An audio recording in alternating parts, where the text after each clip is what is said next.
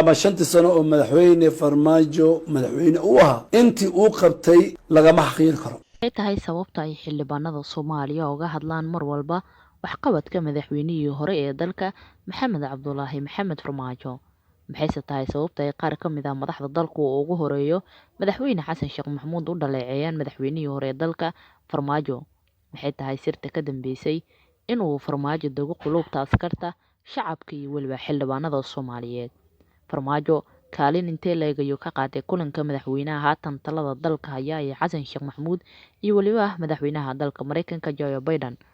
Barnaamijkan ayaan kaga hadli doonaa daawada ee si degan u daawo. Intaan guda galin barnaamijkana waxaan kaa codsanayaa inaad channelka subscribe saarto sidoo kale gambaleelka aad furto si uu kuu soo gaaro muuqaal walba oo aan halkan ku soo gudbino. Ha ilaawin inaad like saarto muuqaalka, waad ku mahadsan tahay la joogistaada iyo waliba la jaanqaadkaaga.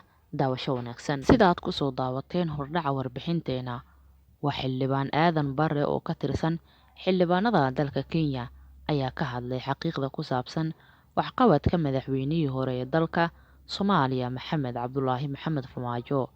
Xilli Farmaajo ay dhaleecin u soo jeediyaan qaar ka mid ah xubnaha dowladda, ha yeeshee waxa uu xildhibaan Aadan Barre ka hadlay in Farmaajo uu ahaa nin muwaadin ah isla markaana dalka iyo dadka wax u soo qabtay.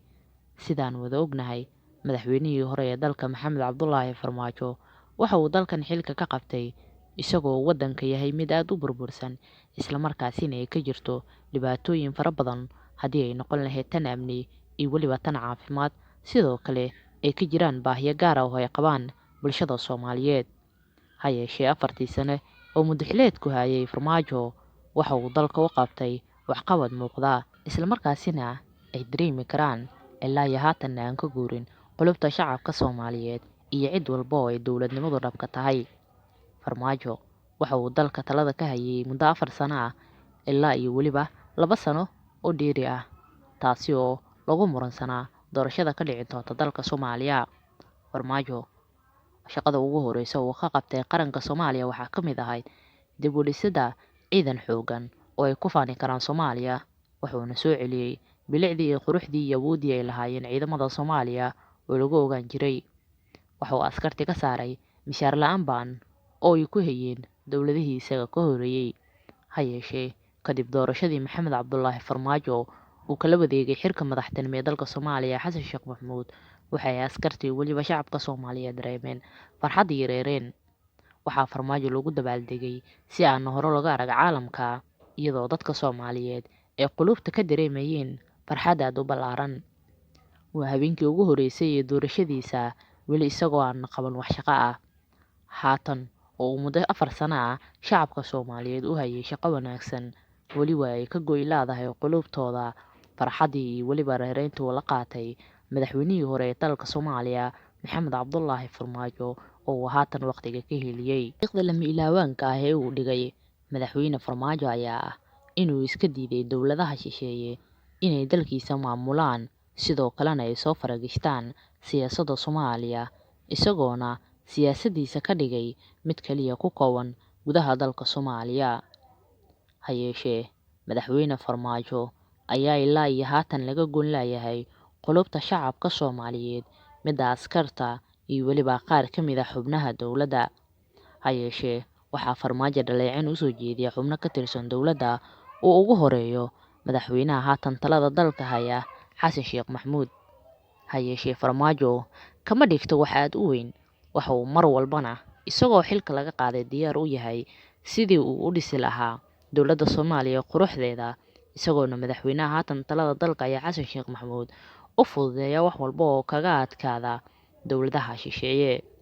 Farmaajo ayaa waxa uu haatan ka qayb qaatay kaalin weyn ka geystay kulanka madaxweynaha haatan talada dalka haya Xasan Sheekh Maxamuud oo maalmihii u dambeeyay kulan la yeeshay madaxweynaha dalka Mareykanka Joe Biden. Haddaba kaalin intee leeg ayuu ka qaatay madaxweyne Farmaajo kulankaasi? Farmaajo ayaa qadka taleefanka kula xiriiray madaxweynaha haatan talada dalka haya dalka Mareykanka Joe Biden, isagoona ka codsaday isla markaasina ku cadaadiyay inuu la kulmo madaxweynaha haatan talada dalka haya Xasan Sheekh Maxamuud, kaasi oo mar walba dhaleecin u jeediya Farmaajo. Ha yeeshee Farmaajo waxa uu ka doorbiday in dowladda Soomaaliya madaxweynahooda uu noqdo mid qurux badan si qaranka Soomaaliya uu noqdo mid qurux badan ay noogu maadeysan adduunka.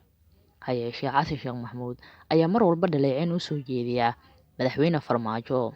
Ha yeeshee Farmaajo ayaa mar walba isagana kala shaqeynaya Xasan Sheekh Maxamuud sidii uu kula kulmi lahaa dalka Soomaaliya dalalka kale madaxdooda. Sida aan wada ognahay, Farmaajo waa madaxweynaha kaliya ee kadib burburkii Soomaaliya dib u dhisay ciidamo qalabeysan, isla markaasina awood u leh inay xoreeyaan dalka Soomaaliya.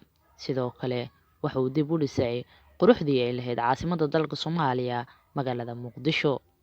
Farmaajo ayaa shacabka Soomaaliyeed dib u soo cunooleeyay, isla markaasina soo celiyay rajadii ay ka lahaayeen dowladnimada, isagoona markaasi askarta ka bixiyay dhibaatooyinka waxa uu mishaar kordhin u sameeyay ciidamada Soomaaliyeed oo la daalaa-dhacayay nolosha.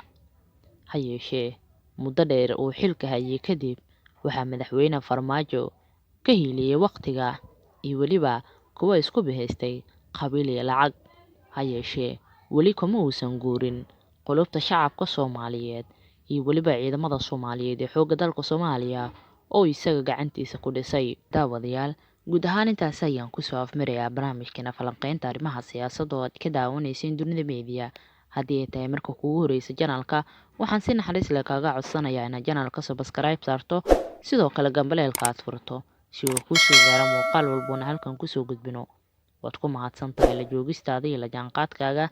Hana ilaawin inaad like saarto muuqaalka una sii share gareyso saaxiibadaada jecel inay wax ka ogaadaan siyaasadda dalka iyo weliba tan guud ahaan caalamka.